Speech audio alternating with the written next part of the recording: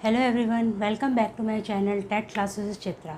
तो स्टूडेंट्स, आपको पता ही है हम लोग अपनी टीजीटी सोशल साइंस की सीरीज़ शुरू कर चुके हैं, जिसमें मैं पहला आपको ले चुकी हूँ। पहले वाले उसमें मैंने अराउंड 20 क्वेश्चंस कराए थे जीके सीरीज़ में, और आज मैं सल्तनत काल का सेकंड पार्ट लूँगी, जिसमें भी हम 20 या 22 क्वेश्चंस करेंगे।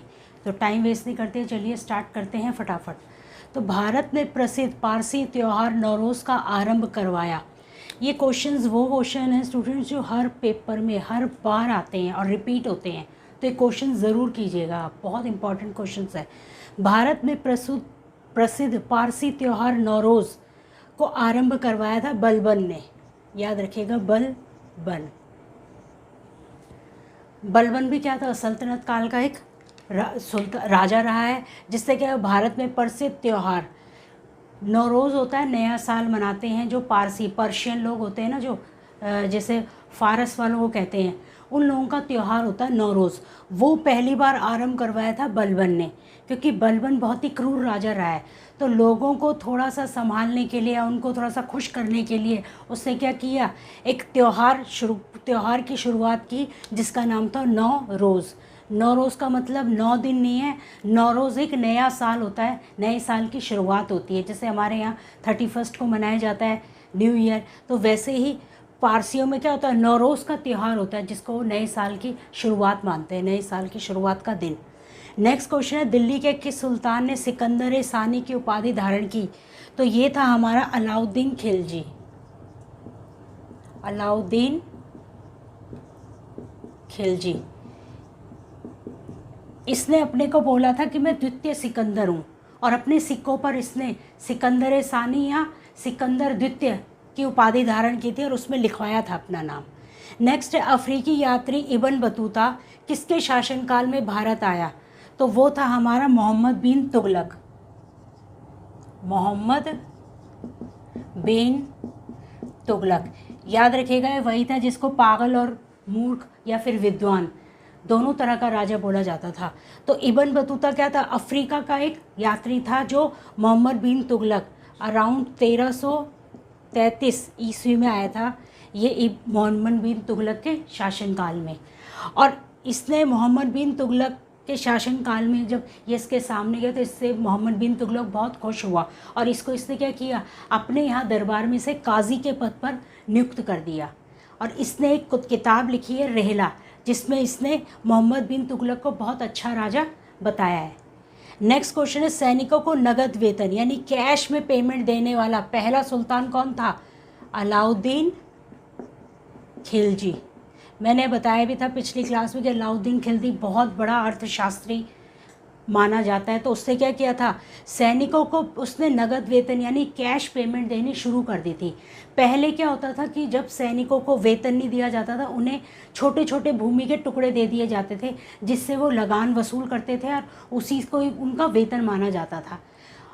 लेकिन इसने क्या किया, सैनिकों को इसने क्या किया कि वो जो इक्ते वाली प्रणाली थी, जिसमें भूमि का टुकड़ा दिया जाता था उन्हें, जिसे इक्ता बोला जाता है, और उससे उन्हें लगान वसूलने का अधिकार प्राप्त था, वो छीन लिया, और उसके बदले क्या करने लगा, उनको नगद वेतन देने लगा। और यही पहला राजा रहा है सुल्तान जिसने स्थायी यानी परमानेंट सेना को तैयार किया। परमानेंट सेना रखने, स्थायी सेना की शुरुआत भी किसने की है? अलाउद्दीन खिलजी ने। दिल्ली का पहला शासक जो हिंदुओं के त्यौहार होली पर विशेष रूप से हिस्सा लेता था, तो वो था हमारा मोहम्मद बिन तुगलक। मोहम्मद बिन तुगलक ये ऐसा राजा रहा है कि हिंदुओं के त्योहारों में जाता था, लेकिन सबसे ज़्यादा इसे कौन सा पसंद था? होली का त्यौहार। तो इसमें विशेष रूप से ज़रूर जाता था होली का त्यौहार मनाने। सुल्तान की उपाधि धारण करने वाला पहला शासक, तो याद रखिएगा महमूद गजनी है इसका। महमूद गजनी या गजनवी भी बोलते हैं इसे, गजनी। गजनी इसलिए कि ये गजनी शहर का था। गजनी शहर कहाँ है?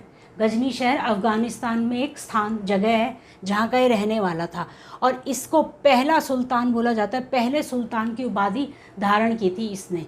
सुल्तान की उपाधि धारण करने वाला पहला शासक कौन था? महमूद गजनी। और बादशाह की उपाधि धारण करने वाला था बाबर। याद कर लीजिएगा इसके साथ। किसके समय मंगोलों के सर्वाधिक आक्रमण हुए?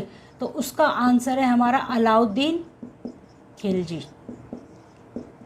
खिलजी, इसके टाइम पर सबसे ज़्यादा मंगोलों के आक्रमण हुए हैं। ये बहुत इंपॉर्टेंट क्वेश्चन है, बहुत बार आता है और आ सकता है इस बार भी, कि किसके समय मंगोलों के सर्वाधिक आक्रमण हुए? तो वो था हमारा अलाउद्दीन खिलजी। दिल्ली की प्रथम तथा अंतिम शासिका यानी औरत जो महिला शासक बनी वो थी हमारी रज़िया सुल्तान।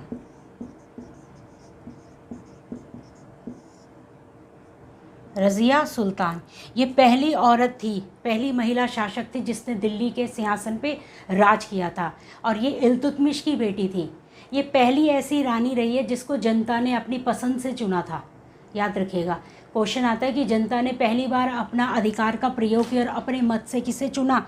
तो रज़िया सुल्तान। इसको बोला जाता है कि लोगों की पसंद की रानी थी। लोग बड़े खुश हुए थे जब ये गद्दी सिंहासन पर बैठी थी।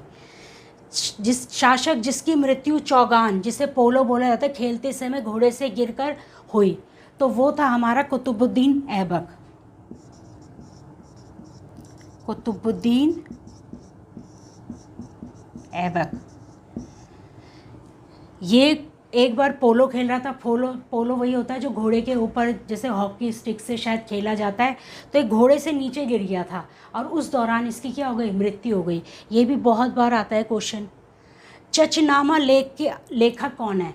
तो चचनामा लेख जो है, चचनामा अली अहमद, पहले तो आप ये लिख लो अली अहमद। और चचनामा अभिलेख इसलिए इम्पॉर्टेंट है क्योंकि इसमें अरबों का जो पहली बार आक्रमण हुआ था ना भारतीय महाद्वीप पर, भारत पर, उसका जिक्र है। और वो वाला युद्ध था हमारा रावर का युद्ध। रावर का युद्ध 712 ईस्वी में हुआ था। ये याद रखिएगा, ये पहला युद्ध था जब मोहम्मद बिन कासिम ने, पहला अरब आक्रमणकारी था जिसने भारतीय उपमहाद्वीप पर क्या किया था? अटैक करा था। तो इस युद्ध के का जिक्र किस वाले अभिलेख में है? किस वाले लेख में है? तो वो चचनामा लेख है। क्वेश्चन आ सकता है चचनामा लेख के लेखक अली अहमद। क्या किस चीज़ के जिक्र, किसके लिए फेमस है वो? तो रावर के युद्ध के लिए फेमस है। कब हुआ था? 1712 ईस्वी में। और मोहम्मद बिन कासिम था, उसने सिंध का एक एरिया है मुल्तान जो पाकिस्तान में इस वक्त, उस पर उसने अटैक किया था सबसे पहले। और उस वक्त वहाँ का राजा था दाहिर। उसके और इन दोनों के बीच में लड़ाई हुई थी। ठीक है, सबसे पहले आक्रमण किया था उसने मुल्तान, जहाँ पर कौन शासक था उस वक्त? राजा दाहिर था। तो उस लड़ाई का जिक्र कि कहाँ पर है? हमारे चचनामा अभिलेख, चचनामा लेख। और कौन सा युद्ध था वो? रावर का युद्ध।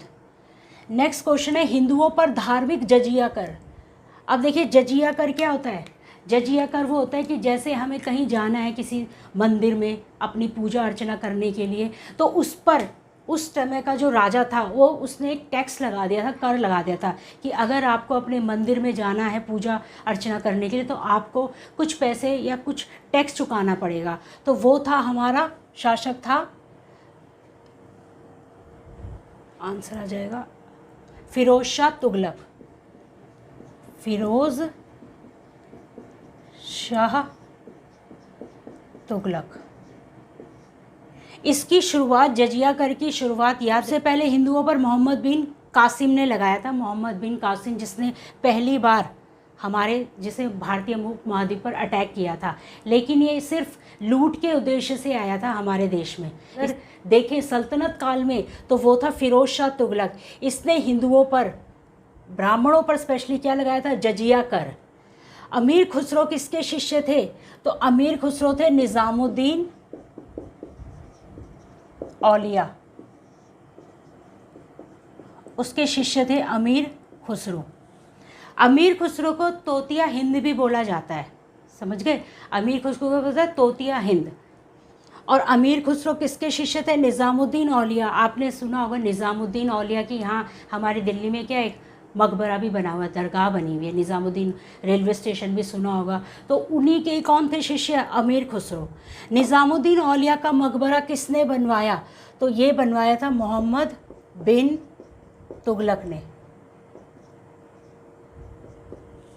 निज़ामुद्दीन औलिया का जो मकबरा है वो कहाँ है हमारा, दिल्ली में, और किसने बनवाया है, मोहम्मद बिन तुगलक ने।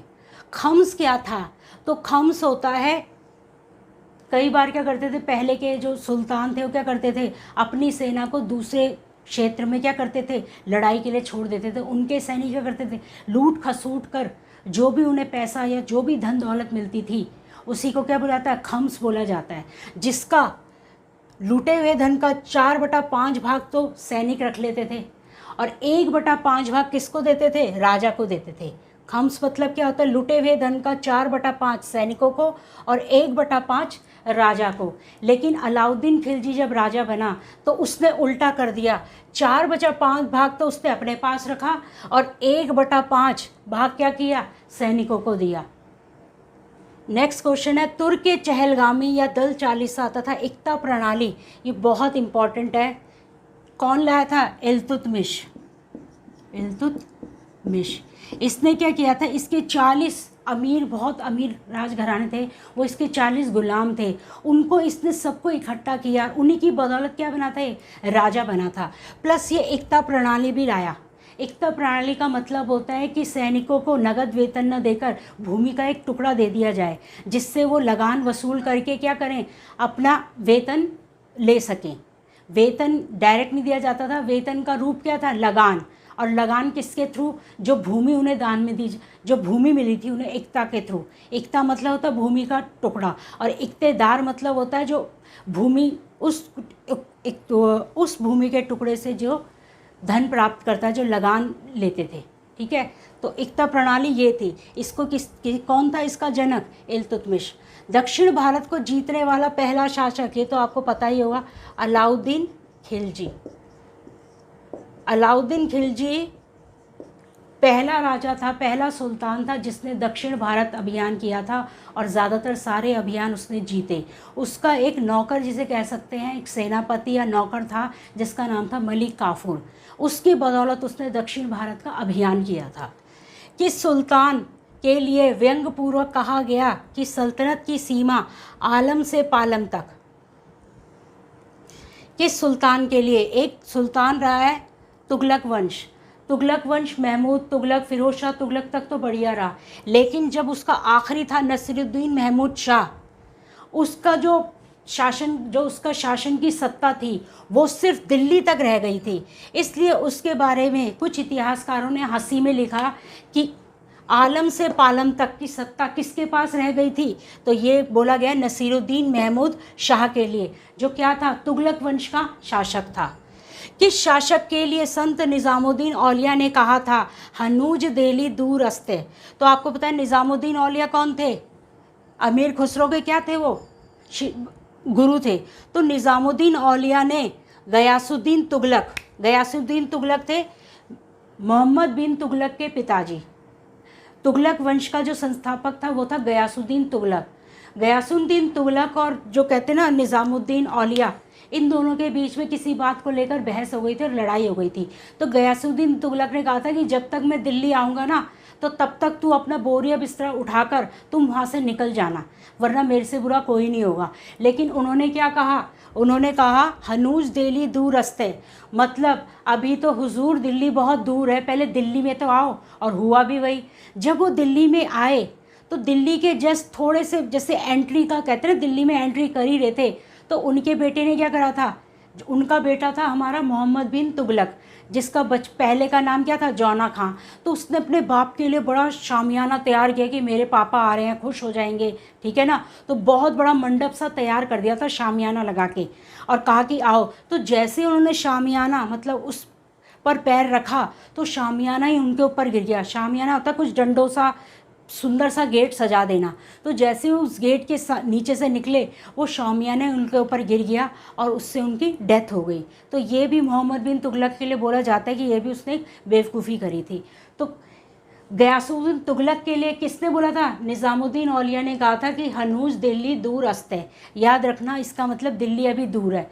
तो बिल्कुल सही कहा था और वो दिल्ली नहीं पहुंच पाए। तो जब गयासुद्दीन तुगलक की मौत हो गई, डेथ हो गई थी पंडाल गिरने से, तो तब मोहम्मद बिन तुगलक भी क्या हो गया, एकदम डर गया कि यार ये तो बहुत बड़े कहीं के मौलवी लगते हैं। तो तब उन्होंने क्या किया, अपने यहाँ पर बहुत बड़ा आसन दिया था, किसको, निज़ामुद्दीन औलिया को, और उनके हिसाब से ही उसने अपना शासन किया। नेक्स्ट आ गए अलाउद्दीन का बचपन का नाम। अलाउद्दीन खिलजी के बारे में बोला गया है, ये भी बहुत बार आता है क्वेश्चन कि अलाउद्दीन का बचपन का नाम क्या था, अली या गुरशास्प। याद रखिएगा, अलाउद्दीन का बचपन का नाम क्या था, या तो अली भी आ सकता है कई बार, या फिर गुरशास्प। एक क्वेश्चन है, महमूद गजनी ने भारत पर कितनी बार आक्रमण किया।